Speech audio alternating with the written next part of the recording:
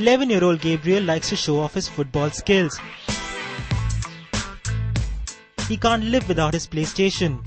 He's a gizmo freak. Music keeps him going, and his constant companion is his cell phone. Gabriel got his first cell phone just a few months ago, and he loves to show it off. I wanted a cell phone because firstly I saw my friends having them and I got jealous. And anyway, I hardly even use it unless I go to my friend's house or I ask my mother when I have to come home. So basically, I only use it on, needs. He did ask for it, and at the beginning we were not for it, truthfully. But it just happens that in today's life, in the kind of places we live, it's become quite a necessity. Did it happen to my phone also? While Natalie didn't really believe that the cell phone posed any real risk for Gabriel, my interaction with ENT specialist Dr. Ajay Swaroop made me think otherwise. This is the skull bone, and this is the area which is in contact with the cell phone directly. Now, depending on the thickness of the skull bone, the number of radiations or the energy of the radiation will pass into the brain. So in younger people, it has been seen that the thickness of the skull bone is much thinner as compared to grown-up people. So the bad effects of these rays will be much more in younger people.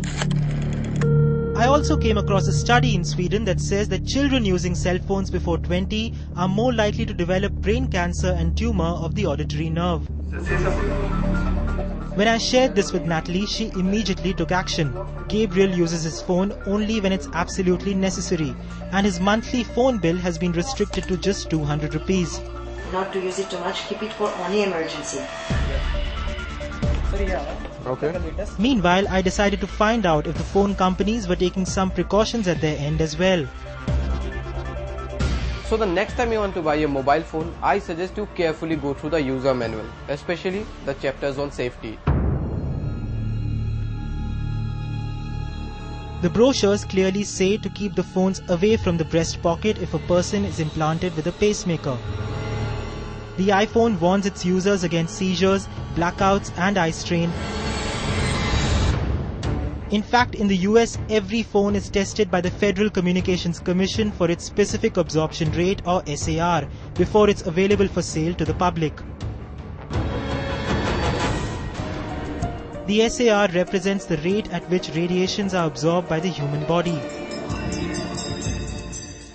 According to the Time magazine, the biggest culprit in terms of radiation is the BlackBerry, the must-have accessory for any successful person.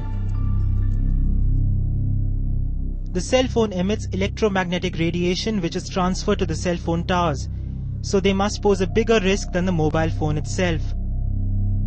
Urmi has been able to get some answers from Professor Girish. Now, as I move away here, you can see that Professor Girish Kumar's meter clearly indicates that as we get closer to the cell phone towers, the radiation levels increase exponentially.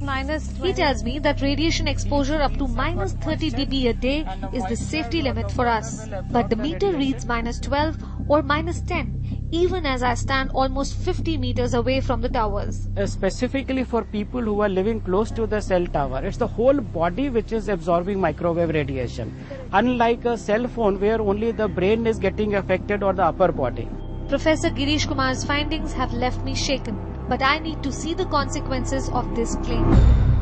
I'm here to meet Mrs. Vijaya Bhatt, who's suffering from brain aneurysm, and she claims that the cell phone tower above her house is the culprit. These drawn curtains and dusty windows narrate Vijaya's story. She was forced to move out of her dream home almost 2 years ago. Reason? The cell phone towers right above the rooftop of her building. I was away because I cannot stay over here due to this illness of mine. The day I come here, I get ill and I cannot stand and do my household works. That was the reason I had to leave from here. I become weak, I cannot stand, I get shivering, my hands. See, now also you can see.